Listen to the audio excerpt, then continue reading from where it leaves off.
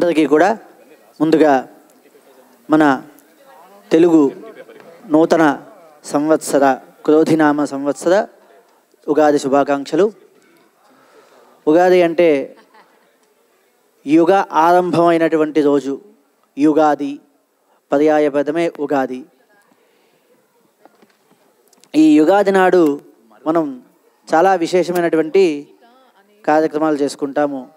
నూతన వస్త్రములు ధరించడం, అలాగే తల స్నానం ఆచరించడం, దేవాలయాలకి దర్శనం, గురువుగారి యొక్క ఆశీర్వచనం, తల్లిదండ్రుల యొక్క దీవెనలు, వీటన్నిటితో పాటుగా పంచాంగ శ్రవణము కూడా మనం చేసుకుంటాం.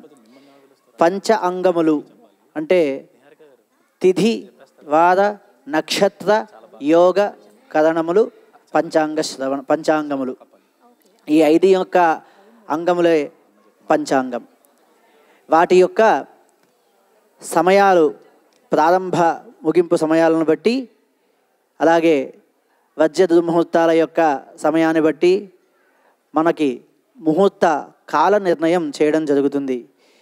ఈ పంచాంగంలో ఉండేటువంటి విశేషాలు చాలా ఉంటాయి. అందులో ప్రధానమైనటువంటివి నవనాయకులు, అలాగే రాశ్యాధిపతులు, రాశులు, నక్షత్రాలు. నక్షత్రాలు 9 పాదాలు కలిపి 3 నక్షత్రాల కదలికగా ఒక రాశి ఏర్పడడం జరుగుతుంది. ఈ రాశిలో ఉండేటువంటి గ్రహాల యొక్క నడవడికను బట్టి మనకి ఆ రాశి యొక్క ఆదాయ వ్యయ రాజపూజ్య అవమానాలన్నీ కూడా మనకి తెలుసుకోవడం జరుగుతుంది. ఈ రాశ్యాధిపతుల రాశి ఫలాలు మనం తెలుసుకునేవి ఇవన్నీ కూడా గోచార రీత్యా మనం తెలుసుకునేవి. ఎగ్జాక్ట్గా ఇది మనకి వర్తిస్తుందా అంటే పూర్తి 100% మనకి అది మనం విడిగా చూసుకోవాలి మన జాతక రీత్యా. కానీ ఆ నక్షత్రానికి ఏదైతే ఈ లక్షణం ఉంటుందో ఆ లక్షణాన్ని ఇక్కడ మనం తెలుసుకోవడం జరుగుతుంది. ముఖ్యంగా మనము ముందుగా నవనాయకుల ఇది తెలుసుకుందాము. దాంతో ఉగాది పంచాంగ శ్రవణం మనం ప్రారంభం చేసుకుంటాము. శుక్లాంబరధరం విష్ణుం శశివర్ణం చతుర్భుజం ప్రసన్నవదనం ధ్యాయేత్ సర్వవిఘ్నోపశాంతయే ఆపదామపహర్తారం ధాతారం సర్వసంపదాం లోకాభిరామం శ్రీరామం భూయో భూయో నమామ్యహం. ఈ క్రోధినామ సంవత్సరము మంగళవారం మనకి ప్రారంభమైంది కాబట్టి మనకి కుజుడు, అంగారకుడు రాజు, అలాగే మంత్రి శనేశ్వరుడు, సైన్యాధిపతి శని, సస్యాధిపతి కుజుడు, ధాన్యాధిపతి చంద్రుడు, అర్ఘ్యాధిపతి శని, మేఘాధిపతి శని, రసాధిపతి గురుడు, నీరసాధిపతి కుజుడు. వీటిని నవనాయకులు అంటారు. మనం ఈ సంవత్సరం యొక్క విశేషం తెలుసుకుందాము. 60 సంవత్సరాలలో మనకు తెలుగు సంవత్సరాలు 60 సంవత్సరాలు మీ అందరికీ కొంతమందికి తెలిసే ఉండొచ్చు. ప్రభవ, విభవ, శుక్ల అలా ప్రారంభం అవుతాయి. ఈ 60 సంవత్సరాలలో 38వ సంవత్సరము ఈ క్రోధినామ సంవత్సరము.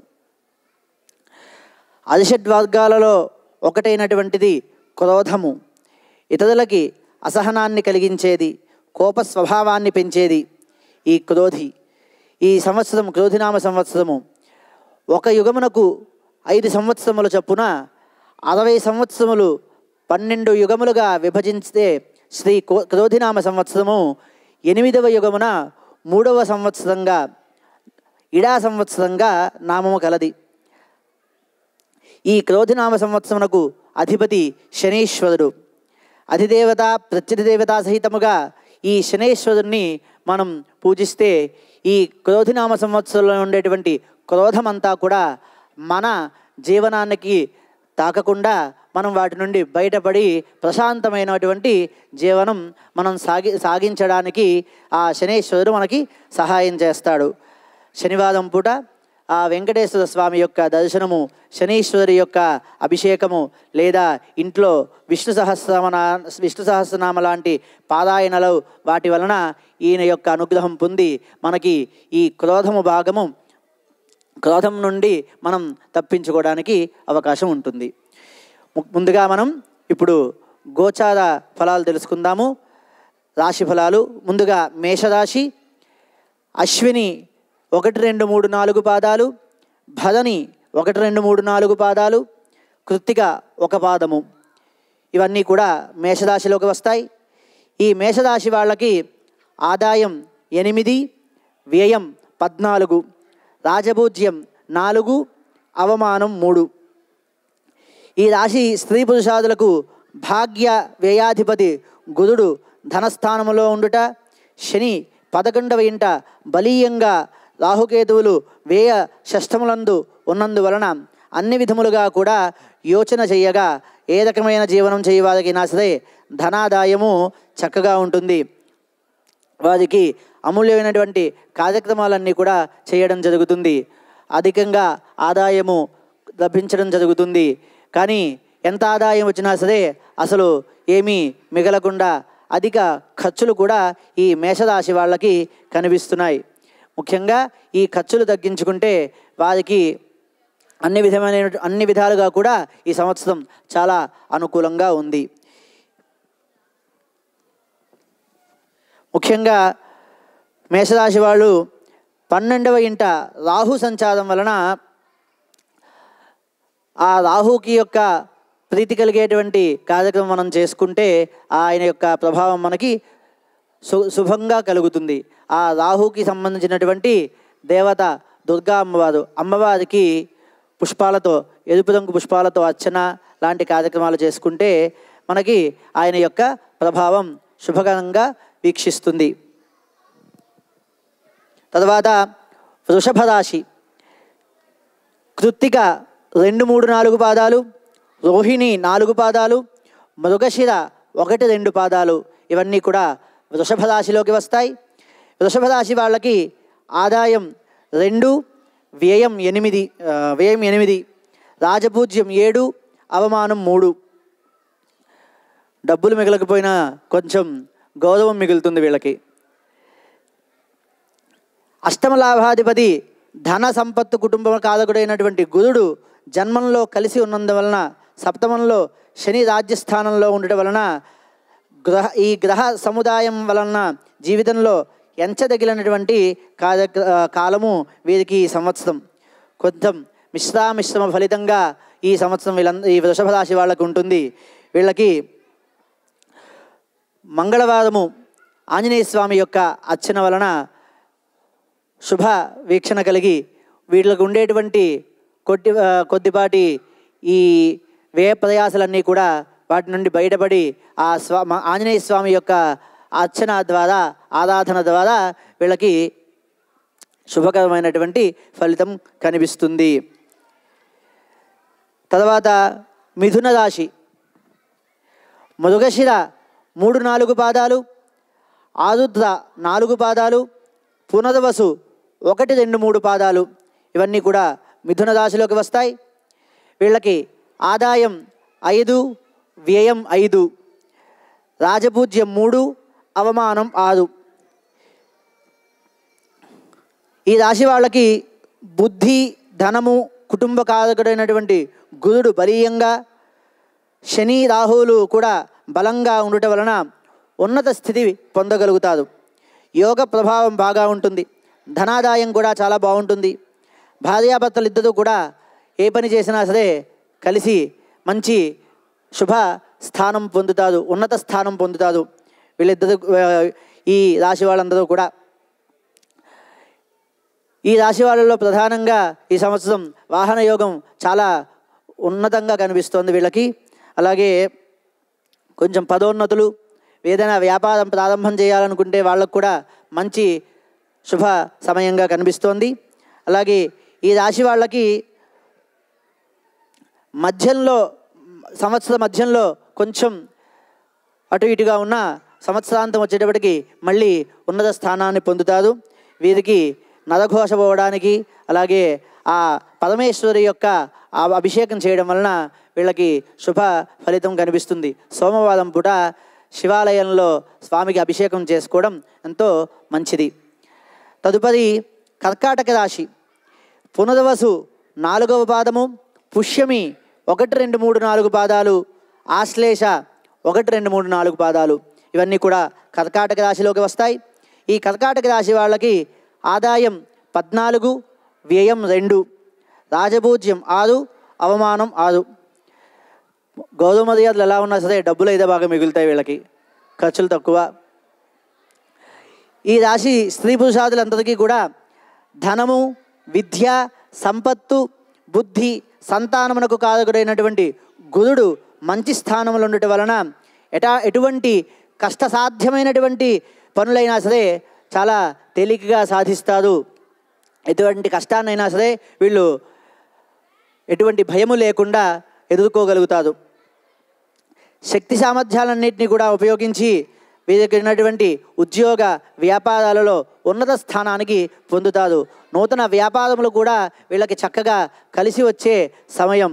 అన్ని రకాల వృత్తుల వారికి కూడా ఈ రాశి వాళ్ళకి చాలా అనుకూలంగా ఉంది. విద్యార్థులకు కూడా చాలా ఉన్నతమైనటువంటి స్థానము పొందుతారు. ఎవరైనా సరే ఈ రాశి వాళ్ళు యూనివర్సిటీల్లో పరీక్షలు రాసే సమయం ఉన్నా సరే వాళ్ళకి ఈ రాశి వాళ్ళకి చాలా మంచి సమయంగా కనిపిస్తోంది.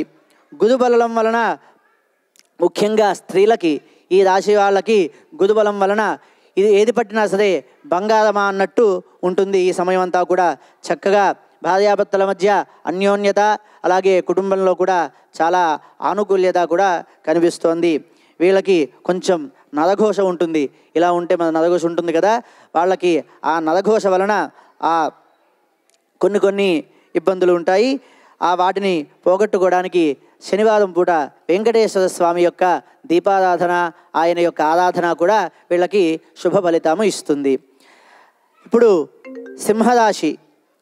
మఘ 4 పాదాలు, పుబ్బ 4 పాదాలు, ఉత్తర 1వ పాదము సింహరాశిలోకి వస్తాయి. వీళ్ళకి ఆదాయం 2, వ్యయం 14, రాజపూజ్యం 2, అవమానం 2. ఈ రాశి వాళ్ళకి ధన కుటుంబ కారకుడైనటువంటి గురుడు 10వ రాశిలో, రాహు అష్టమున ఉన్నందున సంవత్సరం ప్రారంభం నుండి కూడా పోరాటమైనటువంటి జీవితం గడుపుతారు. కొంచెం కాదు, కొంచెం గట్టిగానే ఇబ్బందులు కలుగుతాయి.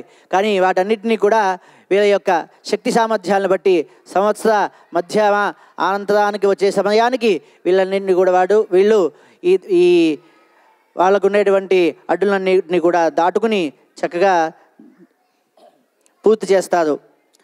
కొంచెం ఈ రాశి వాళ్ళకి మంగళవారము, శనివారము నియమములు పాటించి వారి యొక్క ఇష్టదేవతారాధన ఆ రోజులలో చేసుకుంటే ఫలితం బాగుంటుంది.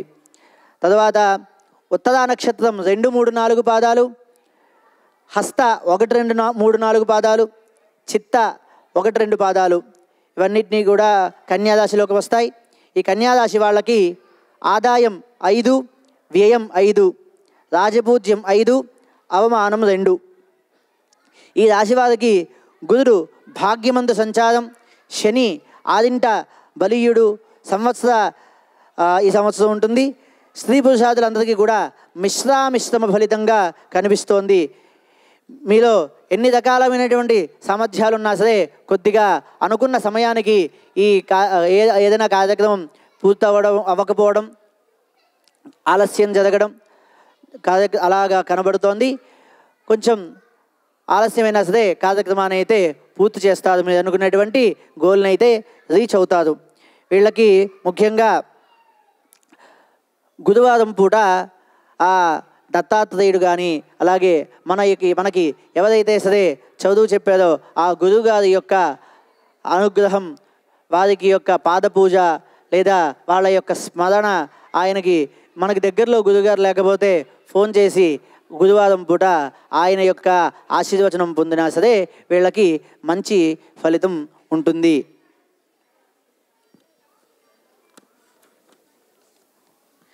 తదుపరి తులారాశి.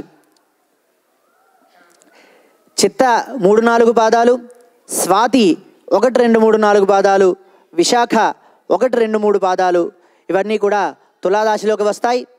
ఈ తులారాశి వాళ్ళకి ఆదాయం 2, వ్యయం 8, రాజపూజ్యం 1, అవమానం 5. ఈ రాశి వాళ్ళకి దైవబలం చాలా హెచ్చుగా ఉంటుంది. ధన కుటుంబ సంపత్తు పుత్రులకు కారకుడైనటువంటి గురుడు 8వ ఇంట సంచారం. ఏ పనిలో అయినా సరే ఆత్మవిశ్వాసంతో ముందుకు పోతారు. రాహుకేతువుల బలవం వలన శని 5వ స్థానంలో ఉండటం వలన కూడా విశేషమైనటువంటి యోగం అనుభవిస్తారు. వీరికి శత్రువులు కూడా మిత్రులుగా మారిపోయే సమయం ఇది. అటువంటి కార్యక్రమాన్నైనా సరే దిగ్విజయంగా పూర్తి చేస్తారు. ఏ వృత్తి వ్యాపారాల్లో ఉన్న వాళ్ళైనా సరే కొన్ని ఒడిదుడుకులు ఉన్నా వాటి నుండి బయటపడి లాభాన్ని పొందుతారు. వీళ్ళు ముఖ్యంగా వీరి యొక్క శక్తి సామర్థ్యాల వలన కొంచెం ఈర్ష్యా స్వభావాలన్నీ కూడా బయట నుండి వీళ్ళు అనుభవించడం జరుగుతుంది. వాటి నుండి బయటపడడానికి మానవ సేవగా మీకు తెలిసినటువంటి ఎవరైనా సరే ఇక్కడ కావచ్చు, ఇండియాలో కావచ్చు, మనకి అవకాశం ఉన్నంత మేరకు ఎవరికైతే ఆకలిగా ఉంటుందో వాళ్ళకి, అది మనుషులే కాకపోవచ్చు, జంతువులైనా పక్షులైనా సరే అలాగే వృక్షాలైనా సరే ఆ అవసరాన్ని బట్టి వాటిని సంరక్షిస్తే ఈ రాశి వాళ్ళకి చక్కటి ఫలితం కనిపిస్తుంది. అలాగే వృశ్చిక రాశి విశాఖ 4వ పాదము, అనురాధ 4 పాదాలు, జ్యేష్ఠ 4 పాదాలు ఇవన్నీ కూడా వృశ్చిక రాశిలోకి వస్తాయి. ఈ వృశ్చిక రాశి వాళ్ళకి ఆదాయం 8, వ్యయం 14, రాజపూజ్యం 4, అవమానం 5. ఈ రాశి స్త్రీ పురుషాదులందరికీ కూడా ధన కుటుంబ కారకుడైనటువంటి గురుడు 7వ స్థానంలో సంచారం. రాహుకేతువులు 5, 11 స్థానాలలో సంచరించుట అన్ని రంగములలో కూడా జయము కలుగుతుంది. వీరి రాశి వాళ్ళకి ఆశయములు మనోవాంఛలు ఉంటే అవి ఖచ్చితంగా ఈ సంవత్సరం సిద్ధిస్తాయి. ఏ విషయంలో అయినా సరే ప్రారంభం చేస్తే చక్కగా ఏది తొందరపడకుండా ప్రణాళికాపరంగా వీళ్ళు కార్యక్రమాన్ని ప్రారంభం చేస్తారు. అంతే ప్రణాళికాపరంగా కార్యక్రమాన్ని పూర్తి చేస్తారు కూడా ఈ వృశ్చిక రాశి వాళ్ళు. వారి యొక్క ప్లానింగ్ వలన, వారి యొక్క శక్తి సామర్థ్యాల వలన కూడా అన్నిటిలో కూడా విజయం సాధిస్తారు. అలాగే ఉన్నత స్థానాన్ని పొందుతారు. కొంచెం ఏలినాటి శని ప్రభావం ఉన్నా సరే వీరి యొక్క సామర్థ్యాన్ని బట్టి భగవంతుడి యొక్క అనుగ్రహం వలన వీళ్ళకి అంతా కూడా సక్రమంగా ఉంటుంది ఈ సంవత్సరం. ముఖ్యంగా వీళ్ళు సోమవారం పూట ప్రదోషకాలంలో ఆ శివారాధన, స్వామికి ఒక బిల్వదళ సమర్పణ, ఒక చెంబుతో నీళ్లు ఆయనకి ఎంతో ప్రీతి పొంది వీరి యొక్క జీవనం చాలా సుఖమయంగా ఉండడానికి ఆ శివుడి యొక్క అనుగ్రహం వలన బాగుంటుంది. తరువాత ధనస్సు రాశి మూల 4 పాదాలు, పూర్వాషాఢ 4 పాదాలు, ఉత్తరాషాఢ 1వ పాదము ధనస్సు రాశిలోకి వస్తాయి. వీళ్ళకి ఆదాయం 11, వ్యయం 5, రాజపూజ్యం 7, అవమానం 5. ఈ రాశి స్త్రీ పురుషాదులందరికీ కూడా గురుడు 6వ స్థానంలో, రాహుకేతువులు 4, 10వ స్థానంలో ఉండుట చేత శని స్థితి యోగించును. అన్ని రంగాల వాళ్ళకి కూడా తమ జీవితమునకు విలువ తెచ్చుకుంటారు. అధికార వర్గంలో స్వయం ప్రతిభ వలన, కార్యదీక్ష వలన, అలాగే సంఘంలో ఉద్యోగంలో కూడా మంచి స్థానాన్ని, మంచి గుర్తింపును పొందుతారు ఈ రాశి వాళ్ళు. కానీ తెలివితేటలు ఎక్కువే ఉంటాయి, కానీ కొద్దిగా అతి తెలివి ప్రదర్శిస్తారు. తొందరపడి నిర్ణయాలు తీసుకుంటారు. వాటిని మనం ఈ రాశి వాళ్ళు కొద్దిగా జాగ్రత్తగా ఉంటే వాటి నుండి బయటపడి ఎంతో ఉన్నత స్థానాన్ని పొందుతారు. విద్యార్థులకు చక్కగా అనుకూలమైనటువంటి సంవత్సరం ఈ సంవత్సరం.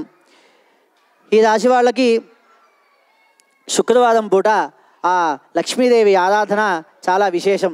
సాయంకాల సూర్యాస్తమయ సమయంలో అమ్మవారికి అర్చన చేసి ఆ లక్ష్మీ అమ్మవారికి బెల్లంతో చేసినటువంటి పరమాన్నం నైవేద్యం చేయడం వలన వీరికి మంచి ఫలితము కనిపిస్తుంది. అలాగే మకర రాశి ఉత్తరాషాఢ 2, 3, 4 పాదాలు, శ్రవణం 1, 2, 3, 4 పాదాలు, ధనిష్ఠ 1, 2 పాదాలు కూడా మకర రాశిలోకి వస్తాయి. ఆదాయం 14, వ్యయం 14, రాజపూజ్యం 3, అవమానం 1. ఈ రాశి వాళ్ళకి ధన కుటుంబ కారకుడు గురుడు 5వ ఇంట, లగ్నాధిపతి శని 2వ ఇంట బలంగా ఉండడం వలన జాతక ప్రభావం బాగుంటుంది. ఏ పైన అయినా సరే కొంచెం బ్యాలెన్స్గా చేసుకోవాలి. తొందరపడి నిర్ణయాలు తీసుకోవద్దు. కొంచెం పట్టుదల ఎక్కువగా ఉంటుంది రాశి వాళ్ళకి. వాళ్ళందరూ కూడా తొందరపడి నిర్ణయాలు తీసుకోకుండా వాళ్ళు ఏదైతే కార్యక్రమాన్ని చేపడతారో అది దిగ్విజయంగా పూర్తి చేయగలుగుతారు. కొద్దిగా ఇంట్లో ఇబ్బందులు ఉన్నా సరే మానసికంగా దృఢంగా ఉండండి. తొందరపడి ఎటువంటి వ్యాపార ప్రారంభాలు చేసినా సరే జాగరూకతతో ఆలోచించి 1కి 2 సార్లు నిర్ణయాలు తీసుకోండి. వీళ్ళకి మంగళవారం పూట ఆంజనేయ స్వామి యొక్క అర్చన, సింధూరంతో అర్చన చేయడం వలన ఆయన యొక్క అనుగ్రహం వలన జాతక ప్రభావం కొద్దిగా బాగుంటుంది.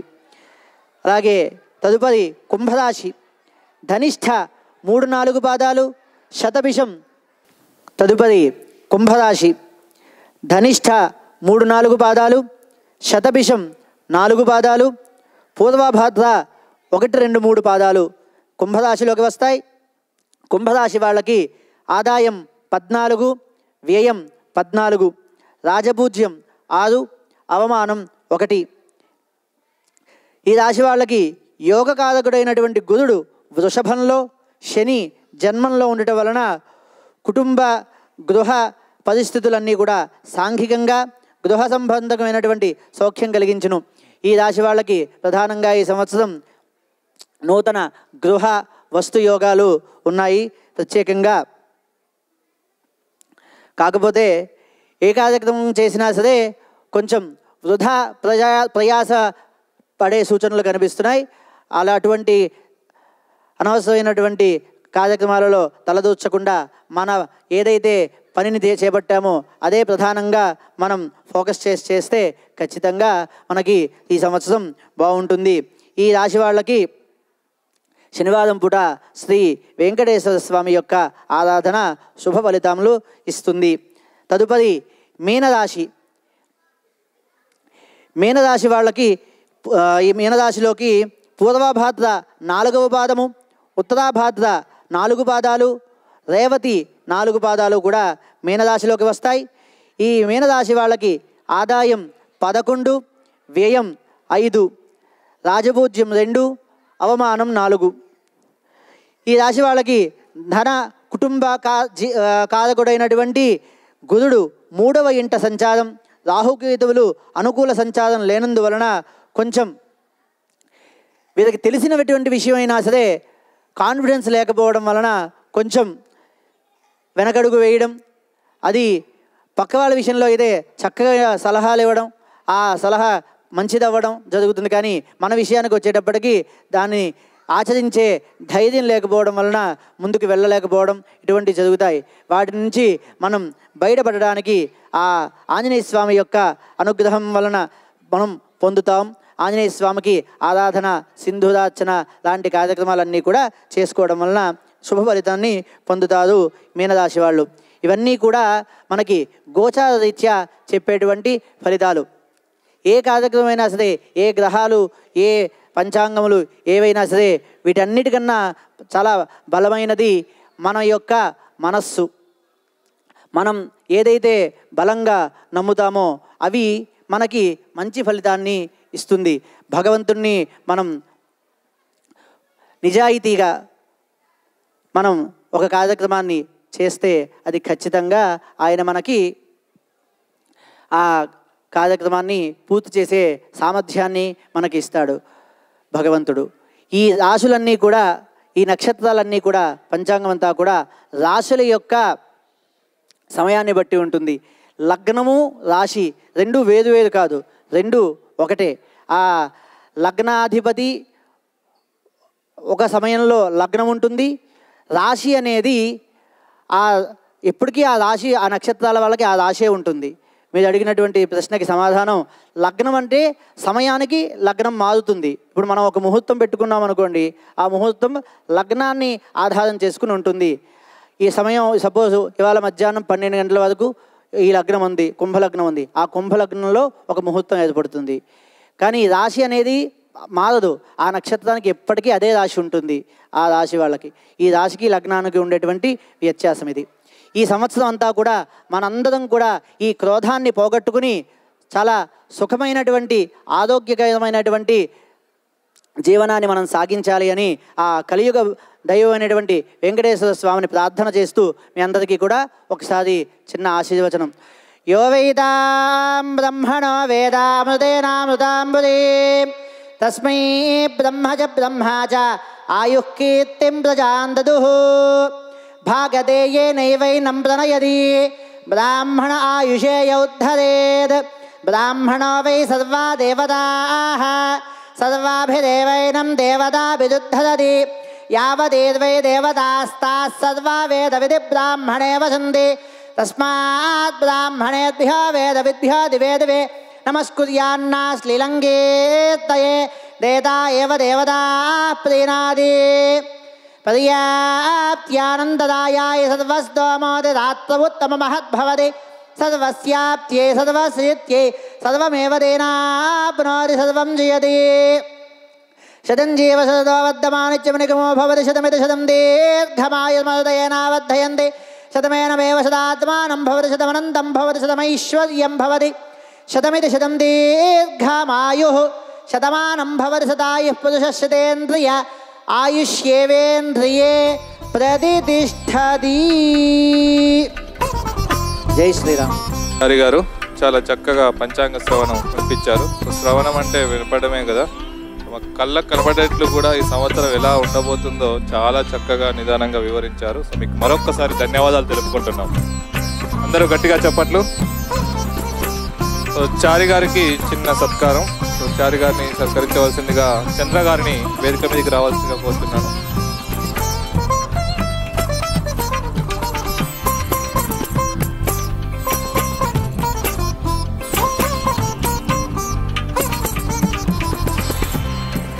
చంద్ర గారు, మీరు రాశిఫలాలు విన్నారా? నేను విన్నాను ప్రవీణ్ గారు.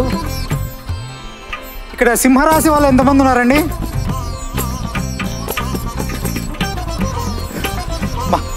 మాకందరికీ మార్ట్గేజ్లు ఎవరన్నా సహాయం చేసే వాళ్ళు ఉంటే దయచేసి ముందుకు రండి. మా ఆదాయం 2, వ్యయం 14, మిగతా 12 ఎక్కడి నుంచి తీసుకురావాలో అర్థం కావట్లేదు. బట్ గురువు గారు చెప్పినట్టు ప్రతిరోజు మనం చేసుకునే పూజల వల్ల, మనకు దేవుని మీద ఉండే నమ్మకం వల్ల తప్పకుండా ఈ సంవత్సరం కూడా దిగ్విజయంగా జరగాలి అని మనస్ఫూర్తిగా కోరుకుంటున్నాను. ధన్యవాదాలు నరసింహాచార్య.